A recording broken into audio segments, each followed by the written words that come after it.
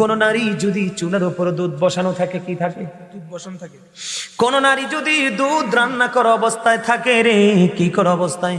দুধ রান্না করা অবস্থায় দুধ যদি চুলার উপরে থাকে, ঠিক এই মুহূর্তে যদি স্বামী তাকে ডাকে, আমার নবীজি বলছেন চুলার উপরে দুধ রেখে তুমি স্বামীর ডাকে চলে যাও। জোরে জোরে কন্যা সুবহানাল্লাহ।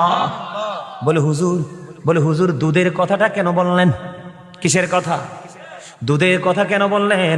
আমরা যা কিছু বন্ধু রান্না করি এর মধ্যে সবচেয়ে রিক্সের রান্না হলো দুধ। দুধ সব কিছুকে উতরাইলে ধামা চাপা দেওয়া যায়, থামানো যায়, কিন্তু দুধ উতরাইলে আর পাতিলে রাখা যায় না, তাৎক্ষণিক ভাবে পড়ে পড়ে ছাই হয়ে যায়। আমার নবীজি এই জন্য বলেছে দুধ যদি তোমার চুলার উপর থাকে, তারপরেও স্বামী ডাক দিলে তুমি দ্রুত চলে যাও, স্বামীর ডাক তুমি বিলম্ব করো না। জোরে জোরে কন্যা সুবহানাল্লাহ। নারীদেরকে মনে রাখতে হবে